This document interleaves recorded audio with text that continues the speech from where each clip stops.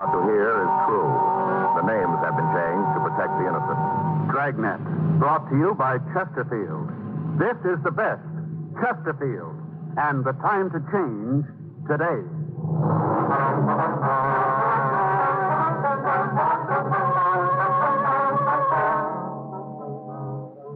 You're a detective sergeant. You're assigned to burglary detail.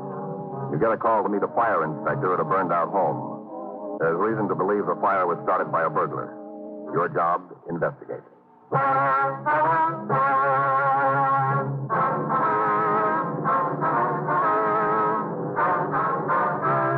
Dragnet, the documented drama of an actual crime. For the next 30 minutes, in cooperation with the Los Angeles Police Department, you will travel step by step on the side of the law through an actual case transcribed from official police files. From beginning to end, from crime to punishment, Dragnet is the story of your police force in action.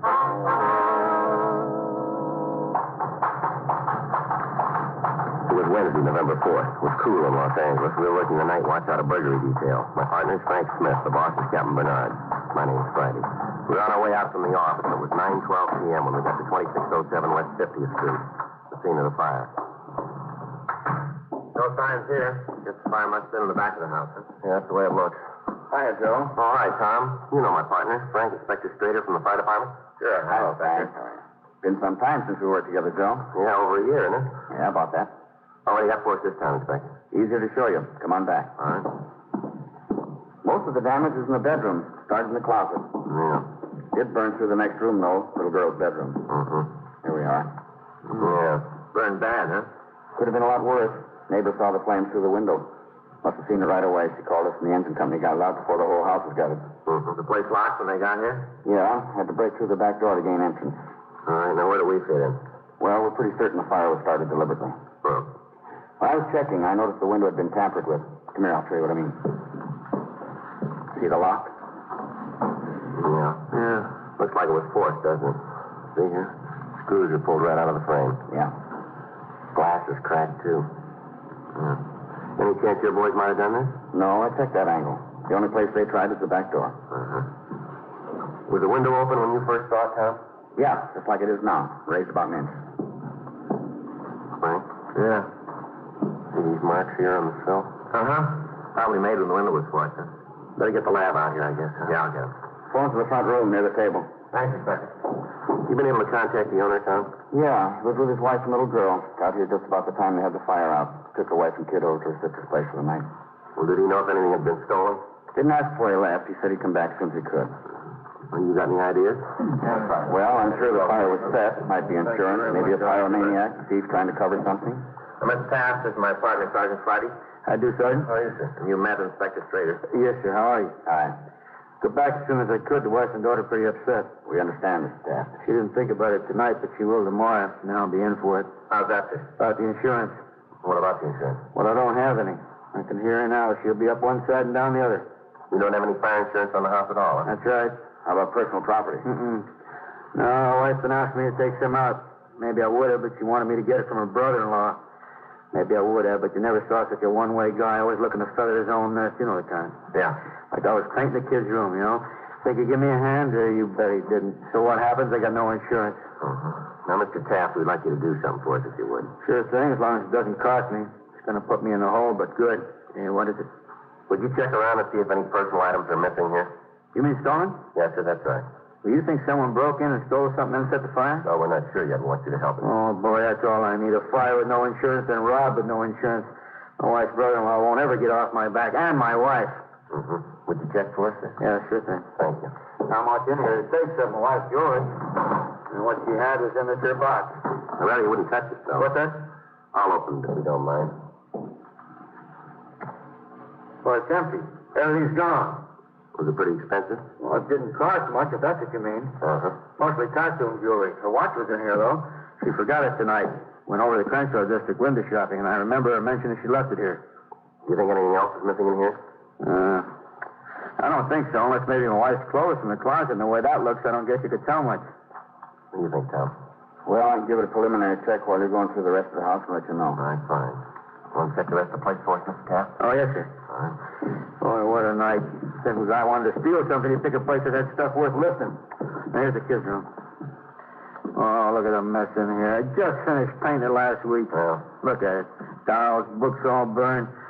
Poor little kid saw that tonight, just cried her eyes out. I don't know. The guy that did this must have had a head full of rocks. Yeah.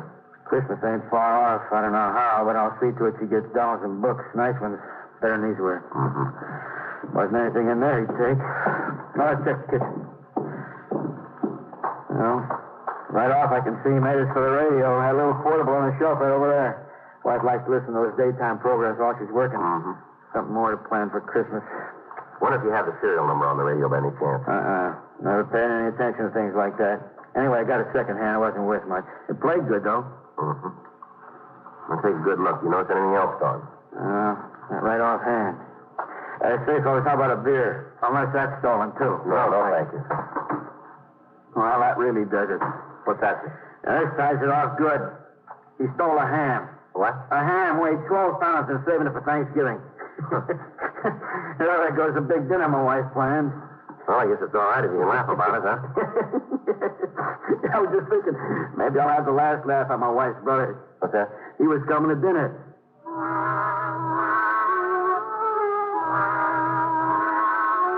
Further examination of the kitchen showed that about 20 cans of food had been taken. Angus Taft looked through the rest of the house, but he said he didn't think anything else was missing. Inspector Tom Strader said he was fairly sure there were no clothes in the closet when it burned. Men from the crime lab came out and took pictures of the window and also of the place of origin of the fire. A detail from Leighton Prince checked the house. Frank and I questioned people in the neighborhood, but none of them had seen or heard anyone around the Taft house before the fire started. Inspector Strader said he would notify our office of all similar house fires.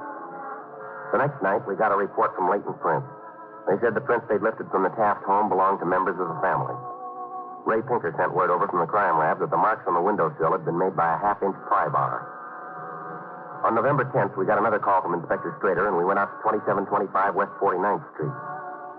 By 10:26 p.m., we had completed our inspection of the burned interior of the house, and we talked to the owner.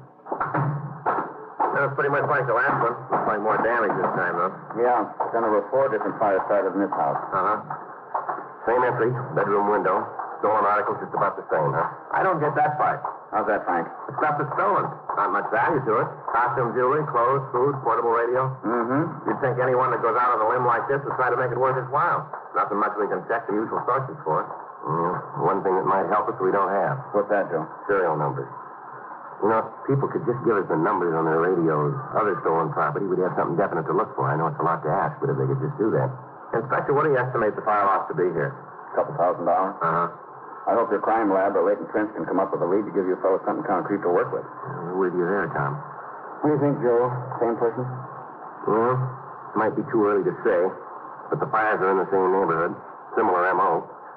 Chances are fair that it's the same one, yeah. Uh-huh. Keeps up. Somebody's liable to get hurt. We haven't got too much to go on. Well, we got a place to start. Huh? We know he's got some matches. Frank and I questioned the neighbors, but we failed to get any useful information. Leighton Prince were unable to come up with anything. The crime lab reported the window had been forced by a 1/2-inch pry bar. Within the next 3 weeks, despite our efforts, 6 more fires and burglaries occurred. In each case, the same M.O. was used. We had sent teletypes to CII and all points requesting information on any person who had used the same M.O. The staff's office had made a run. Known arsonists were checked. Pawn shops and second-hand stores were notified, but we still had no definite lead as to the identity of the arsonist burglar. We started a pin map to see if a directional trend would develop. 8:57 p.m., Wednesday, December 2nd. We were checking the map with Sergeant Rex Olson. Anything new, Joe? Well, we've had a few burglaries further west, up in here, but no fires. Mm-hmm. How about the M.O.? Same. Bedroom window entry, same type article stolen. You know, this operator's really a wig. Take a look at this list of items that have been taken. Mm-hmm. Dog food, baby clothes, golf balls, tennis balls, camping equipment, and a phonograph. That's quite an assortment. Tennis balls were initialed, I think, by the owner. He said he could identify them. Details have been checking playgrounds for him. Mm-hmm. I guess you pretty well covered every angle then. Yeah, that's true. Extra men from Metro and the fire department have been on stakeouts in areas where fires have occurred. They've run down a lot of leads, but we haven't come up with anything to date. How about Prince? No, haven't been able to give us any positives. Well, I guess they're switching MO, something to be thankful for, then. Yeah, but the guy is still out breathing the same air as we do. Yeah. I know it bothers you, but you're doing your best. You can't ask for more. Mm-hmm. If you talk to some of these families that have been burned out, and you sure wish you could. Yeah, I know how you feel. The guy isn't satisfied setting one fire in a house. He set as many as 6 in one place. Look at those red pins. Mm-hmm. I'll do it. Burglary, Olson. Uh-huh. What's that address? 1904 West 50th Street. Right. Yeah, they're with me now. Yeah. Burglary, here's the address. Right. Anything else? Yeah, another red pen.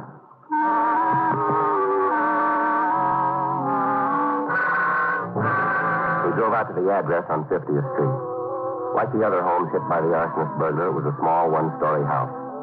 Inspector Strader showed us where 5 fires had been started. The main damage was in the rear of the building. Entry had been made through a bedroom window. We called the crime lab and latent prints. The owner, a Mr. Quentin Bates, arrived and checked for missing property. 10:27 p.m. We came to the living room. Well, right offhand, I'd say nothing was missing in here. Walter, it's possible he just didn't take anything from this room. Why do you say that, Sergeant? Well, no fire was started in here. Now, we found in other homes the burglar usually starts a fire in a room where he takes something. I see. Mr. Bates. Yeah? This bottle of perfume that's missing, you said it was initials? That's right. I gave it to my wife for her birthday. It was monogrammed LCB in gold letters. It wasn't real expensive. Mm-hmm. LCB. In fact, nothing that was taken was of too much value. Why should a person go to the trouble of breaking a house to steal comic books? It doesn't make sense. And now you said your daughter's name was written on the book. Yeah, my wife always writes her name Carol on them. You know how kids trade them back and forth. Mm-hmm. My daughter takes after her mother, never wants to throw anything away. Must have had over 100 comic books. Mm-hmm. In fact, there's a lot of junk I wish he had taken. And just left the house the way it was without starting a fire. That's so we can understand. Now about the coins that were taken. Yeah? This is the first time that any money has been stolen. But what did he take? About $2 worth of coins. Not much to help you there, is there? Yes, as it might be. They're American coins that can be spent. Now, the fact that they're old may give us a lead if somebody tries to spend them. Mm-hmm. Kind of a long shot, isn't it? Yes, sir, maybe. But this person hasn't given us much choice.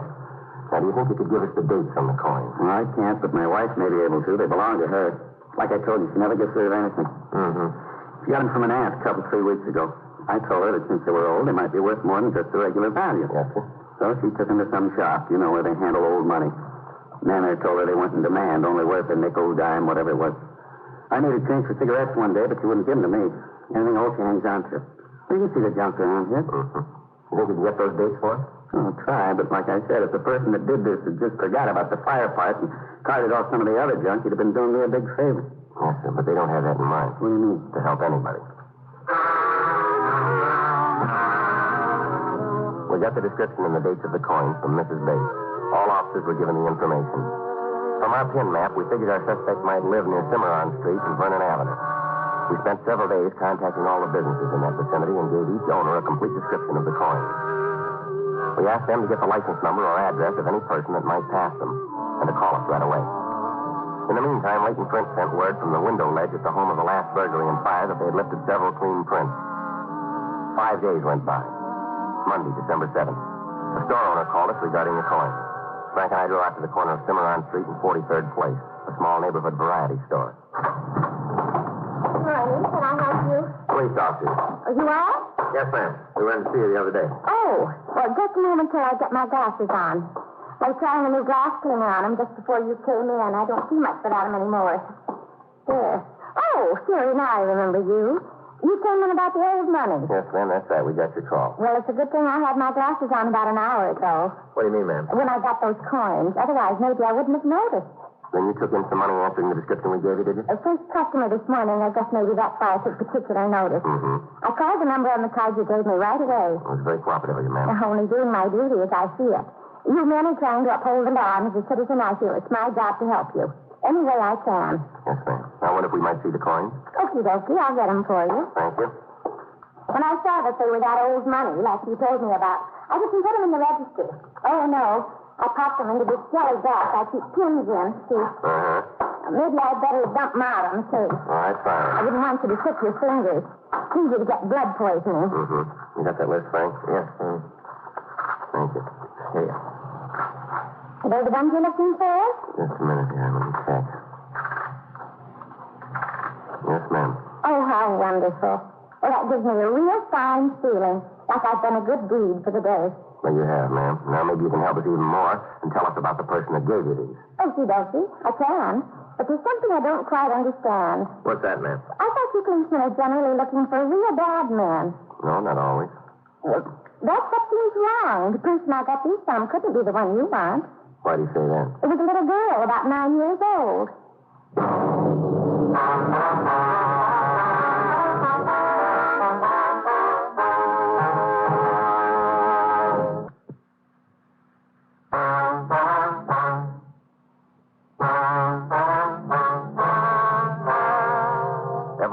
The owner told us that when the little girl had left, he'd followed her to a house about 3 blocks away. We gave her a receipt for the coins and drove over to 2216 West 43rd Place, the address he'd given us. Frank drove past the house slowly, and we saw a 1940 Plymouth sedan parked in the driveway. On the second trip, I got the license number of the vehicle. We called the office, and they sent out another team to stake out the place. We went back to the office and called DMV. They gave us the name Lyndon Granger as the legal owner. We checked the name through R&I and found that he had 5 arrests for burglary as a juvenile. We called Leighton Prince and asked them to check the fingerprints found at the house on 50th Street. 10:37 a.m. When are they going to call? As soon as they have time to check them thoroughly, I guess. I was just thinking, Joe, what happens if Granger isn't our boy? Well, I think it's kind of easy to figure, don't you? Huh? Sure. Find out where the girl got the coin. Yeah, I was thinking about that. You know what that could mean? Mm-hmm. More footwork. I'm telling you, Joe, I haven't put on so many miles since I worked traffic. You don't have to tell me. What do you mean? All these miles you're talking about. Oh, yeah. I was with you, remember? Yeah. I know, Joe, but after all, I'm carrying a few more pounds than you are. That is correct. It makes a big difference. Mm-hmm. You know how it is when you go deer hunting? No, Sir Frank, I don't. I never go. Well, when you're carrying a rifle. Never carry one. Well, when you go deer hunting and you do carry a rifle, you start out in the morning, rifle doesn't weigh much at all. It doesn't, huh? No, at least it doesn't feel so heavy, but along toward the end of the day, and those few pounds feel like 20. Mm-hmm. That's the way it is with the extra pounds I carry around. Mm-hmm. Burglary Friday. Yeah. Mm-hmm. I see. On 2 of them. Good. Right. Thank you. Clayton Prince? Yeah. Granger's prints. Uh-huh. They made them on the last job.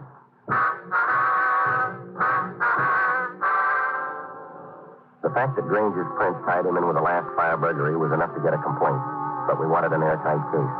We decided to follow the suspect that night. Another team was sent out to relieve the stakeout on his home. When Granger left the house at 8:09 p.m., Frank and I were behind him.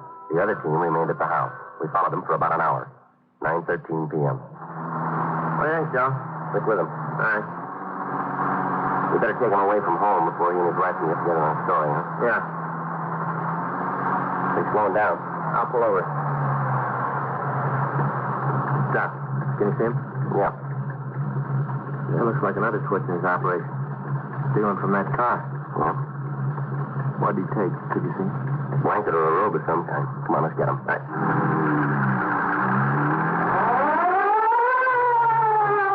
All right, Granger. Don't put it in gear, police officer. Making a run for it. Right. He's going to hit that car. Come on. Out of the car, Granger. Come on, move. Come on. What? Come on, get out. Fast. Hands over your head. Right there. Keep your hands up. All right. Did you say police officers? Yeah. Yeah. Right. Get your hands behind your back now. Oh, I didn't hear you too good. I wouldn't have taken off if I'd known you was cops. That's the truth. If I was you, I'd believe that. That's so? Well, I'm just going to feel terrible if you guys don't believe me. Well, now, that's too bad. Huh? We don't. We questioned Granger, but he refused to admit any knowledge of the burglaries or the fires. We met the other team on stakeout, and they took him into custody while we went in to talk to his wife.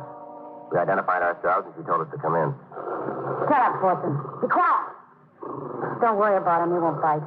Dog's no good for anything except to eat and sleep. My wife didn't take him with him tonight. What's that, ma'am? My husband goes out just about every night and takes the dog with him. Not tonight. None of my feet every minute. Is anybody else in this house besides you? What? Are you alone here? Yeah, except for that mutt. Why? Well, you don't mind if we look around, do you? Did you believe me? We have to check. Sure. You have to. I ain't hiding nobody. Go ahead. I'll check it, Joe. You want to sit down, Miss Granger? Why? You gonna be here for stuff? There are a few things we have to ask you. Oh. Shut up, Fortune. What do you want to ask? What kind of work does your husband do? He's a window washer. Well, who's his employer? Nobody. But does he work for a business concern of any kind? You mean like a store? That's right. Yeah, but he washes windows for people, too. You know, at houses. Mm-hmm. Joe, yeah. Found this on the dresser in the bedroom. Hey, what are you doing with my perfume? This belong to you? You took it out of my room, didn't you? Where'd you get it? My husband? Did he say where he got it? Yeah, all-night market. How about these initials here? LCB. Well, sure, that's why he got the chief. He said they were closing them up. Your husband goes out every night, doesn't he? Yeah? Has he brought other things home from this same market? Why you ask? Just tell us, has he? Yeah. What? Something wrong? Did he do something? What other things did he bring home? I don't think I'll tell you. Oh, that's up to you, Miss Granger. It would be a lot better for you if he told us the truth. About what? Things your husband has brought home. I thought there was something wrong, but he said he got him at the market. Mm-hmm. Did he steal him? We think he did, yeah. Makes sense. Seems to, doesn't it? I was thinking of the perfume. I thought it's funny he'd spend money like that. He doesn't think that much of me. What's that? He thinks more of that dog than he does of me. Gave me the perfume, and the next day he put most of it on Fortune. How's that? The dog. He put most of the perfume on the dog. You get close, you can still smell it. Look at that collar. Pretty, isn't it? All jewels. Bet he didn't steal that. Not for his dog. What else did he bring home? Food, clothes, magazines, all kinds of things. Where are they? Food we ate. Other stuff, I don't know for sure. Some of it's in the garage. You want to show us? All right. We can go out the front door just as close. All right. Do you have any children, Miss Granger? No. Pretty dark. Get my flashlight. You know if your husband's had any old coins recently? Yeah. Gave them to me. Pennies, a couple of dimes, a quarter. I remember because it's the only money he's given me in a long time. You steal them, too? Looks like it. There's a key on the left side of the door. Hang on a minute. Yeah, I'll get it. You still have those coins? No, I sent a neighbor girl to the store for me today. That was the only money I had. She spent them. Lights on the left side. Thanks.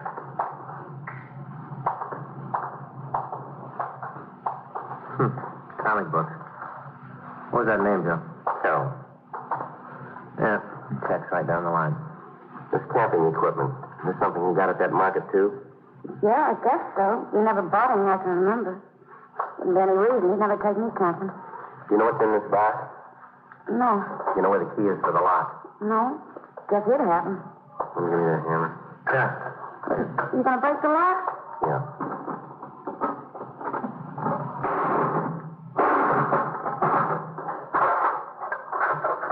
Here you are. Clock, watches, costume, jewelry. Yeah. Tennis ball, a couple old coins, $50. Mm-hmm. You mean my husband stole all these things? Yeah, it seems so, Miss Granger, but that's not the worst of it. Oh, no. In several of the homes, we think he set fires. That mean I'm guilty, too? No, ma'am, not necessarily. Not if you didn't know about it. I didn't know. He never told me. Mm-hmm. I'm not about him spending his up to me. Mm-hmm. You come in here and say my husband's a thief? Hearing it like this, that's not easy to take. Well, there's one other thing, Miss Granger. What? Not easy to say.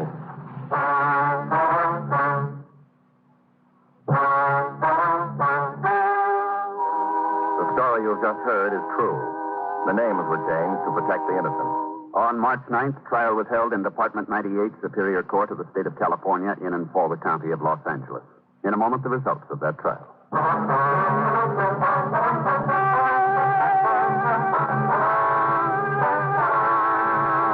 Lyndon Frederick Granger was tried and convicted of burglary in the first degree, 5 counts, and of arson, 4 counts. He received sentence as prescribed by law.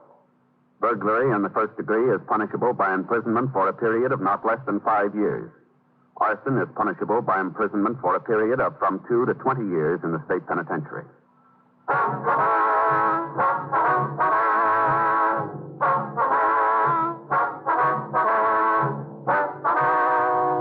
You have just heard Dragnet, a series of authentic cases from official files. Technical advice comes from the Office of Chief of Police W.H. Parker, Los Angeles Police Department. Technical advisors, Captain Jack Donahoe, Sergeant Marty Wynn, Sergeant Vance Frazier. Heard tonight were Ben Alexander, Walter Sandy, Jack Crucian, Virginia Gregg. Script by John Robinson, Earl Slade. Music by Walter Schumann. Hal Gibney speaking. Watch an entirely different Dragnet case history each week on your local NBC television station. Please check your newspapers for the day and time.